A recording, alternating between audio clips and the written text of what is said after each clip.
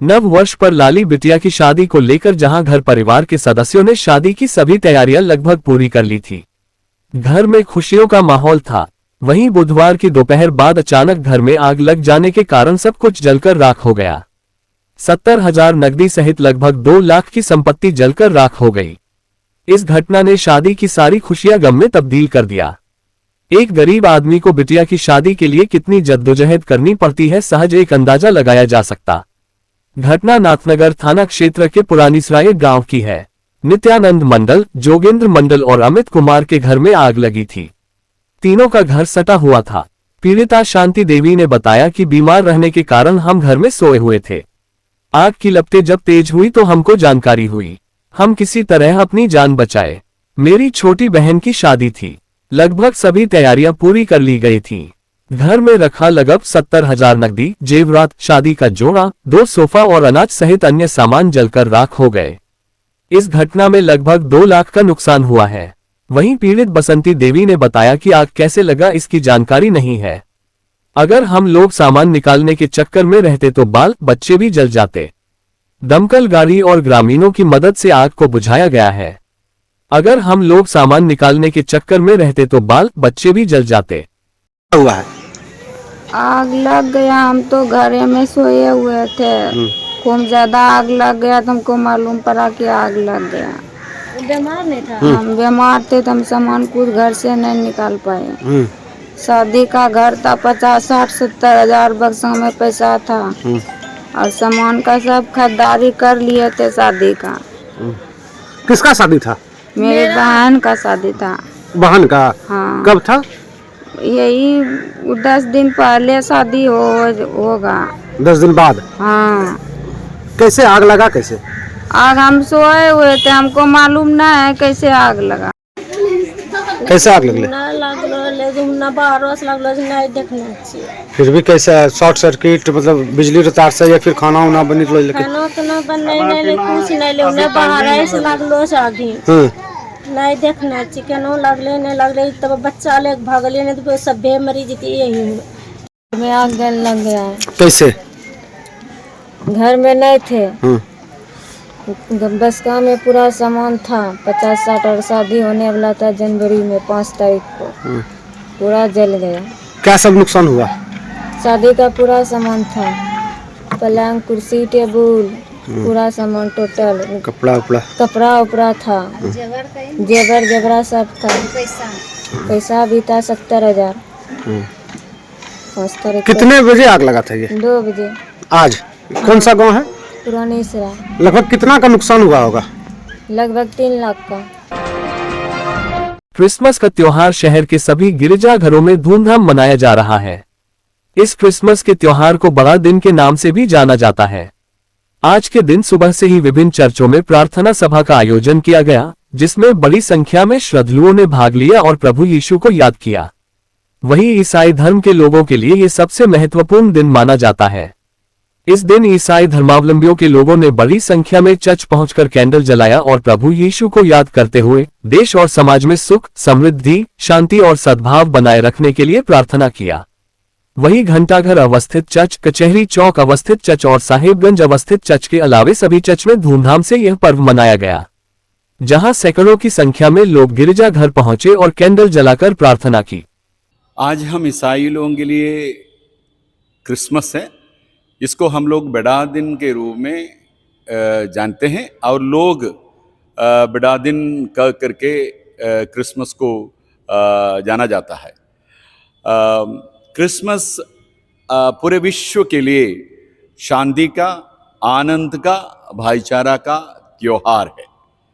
प्रभु यीशु एक साधारण मनुष्य के रूप में हमारे बीच में जन्म लिया और हम मनुष्यों के लिए आज यही संदेश दे रहे हैं कि हमें अपने समुदाय में, विश्व में शांति का, प्रेम का, भाईचारा का स्थापना करना चाहिए। इसलिए आज प्रभु यीशु प्रत्येक व्यक्ति से अपेक्षा करते हैं कि हम शांति का, प्यार का, प्रेम का, भाईचारा का माध्यम बने। जहाँ कहीं भी हम जाए, हम शांति स्थापना करने के लिए अपने पूरा योगदान दें। आज सुबह हम इधर ईसाई लोगों के प्रार्थना सभा हुआ है और हम लोगों का मुख्य धार्मिक कार्य पवित्र मिसा के रूप में जाना जाता है। आज सुबह 8 बजे हमारे इस चर्च में पवित्र मिसा हुआ है। उसमें बहुत सारे भक्तजन भाग लिए और क्या बोलते हैं, अन्य धर्म विश्वासी भी इस प्रार्थना सभा में शामिल हुए। 25 दिसंबर 1927 को डॉक्टर भीमराव अंबेडकर ने मनुस्मृति का दहन कर सामाजिक समानता और न्याय की दिशा में एक ऐतिहासिक कदम उठाया था।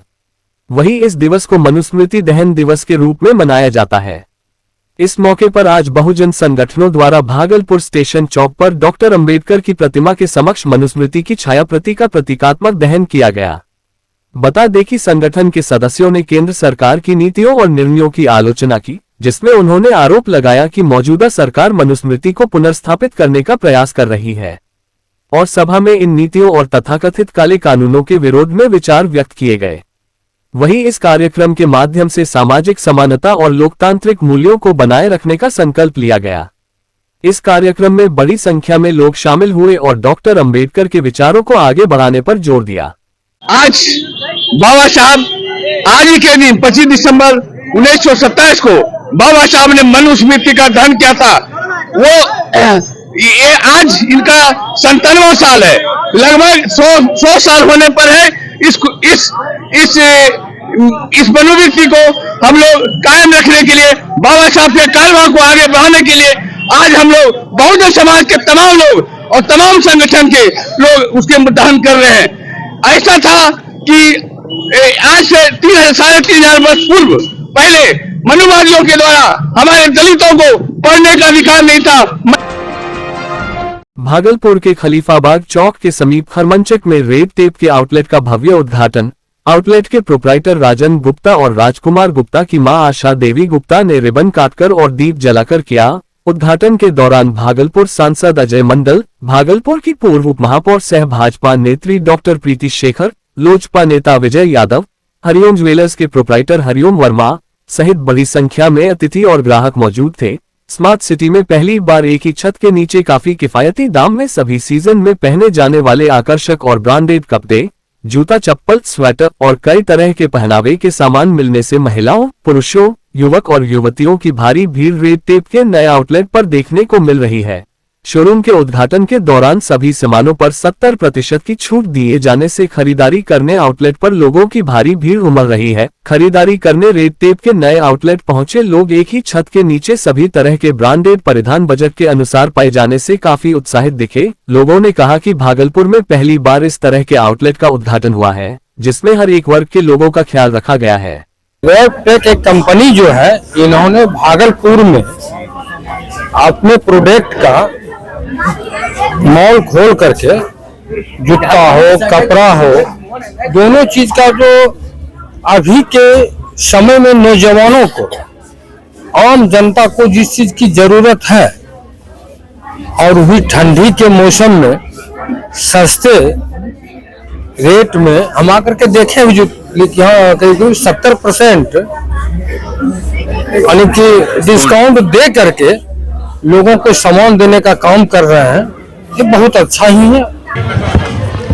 मैं सबसे पहले भागलपुर वासियों को मैं बहुत बधाई देना चाहती हूँ कि भागलपुर शहर में रेड टेप ऑनलाइन आउटलेट का आज इनॉग्रेशन संपन्न हुआ और आज यहाँ पर जो पहनने के जो कपड़े हैं उससे लेकर जूते तक के सारे उत्पादों में 70% तक की डिस्काउंट है और आज बहुत सुनहरा अवसर है कि लोग आएं और यहाँ का लाभ उठाएं। सबसे अच्छी बात है कि रेड टेप की जो क्वालिटी है, यहाँ के जितने भी कपड़े हैं उसकी क्वालिटी वो बहुत ही अच्छी है, वैरायटीज़ बहुत अच्छा है और सबसे खुशी की बात है कि एक छत के नीचे आप जब आएंगे तो पहनने से लेकर पैर में पहनने के जूते तक आप एक साथ ले सकते हैं। बहुत खुशी की बात है कि भागलपुर शहर में रेड टेप कंपनी ने अपना स्टोर खोला है और ये मीडियम लोगों के लिए बहुत बढ़िया स्टोर है। इसमें 70% डिस्काउंट, कलेक्शन भी बहुत बढ़िया है, रेंज भी बहुत अच्छा है और काफ़ी बढ़िया शोरूम और कलेक्शन के साथ इन्होंने उद्घाटन किया है। आज शुभारंभ हुआ है। आज रेड टेप ऑनलाइन आउटलेट का शुभारंभ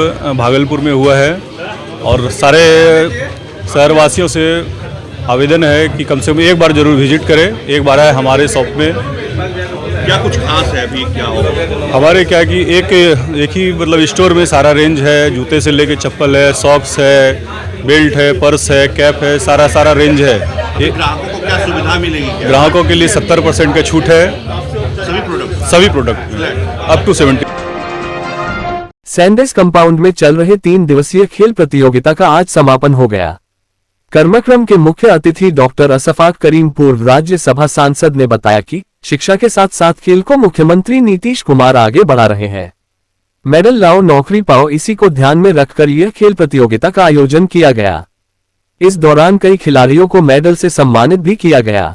इस दौरान पूर्व राज्यसभा सांसद ने यह भी बताया कि भागलपुर में 3 खेल का स्टेडियम बनाया जाए ताकि इसका लाभ खिलाड़ी उठा सके। इस दौरान उन्होंने कहा कि अंतर्राष्ट्रीय स्तर पर भागलपुर के खिलाड़ी खेल में अपनी पहचान बना रहे हैं। वहीं जैद हसन ने कहा कि सरकार की जो योजना है कि शिक्षा के साथ साथ खेल को बढ़ावा मिले और संघ का जो उद्देश्य है कि भागलपुर के खिलाड़ियों का अंतर्राष्ट्रीय स्तर पर पहचान बने और भागलपुर का नाम रोशन हो। और ये खेल जो आप 3 दिवसीय देख रहे हैं, ये 3 दिवसीय खेल सिर्फ 3 दिन की तैयारी नहीं है, पूरे साल की तैयारी। और इस एसोसिएशन का मुख्य उद्देश्य ये है कि हमारे बच्चे जो अंडर 14 है, अंडर 16 है, अंडर 19 और एवं 19 जो कि ओलंपिक तक जाते हैं, हमारे एसोसिएशन का एफिलिएशन बिहार एथलेटिक एसोसिएशन से है, फिर ऑल इंडिया एथलेटिक एसोसिएशन से है, फिर ओलंपिक में सिलेक्शन होता है इन माध्यम से।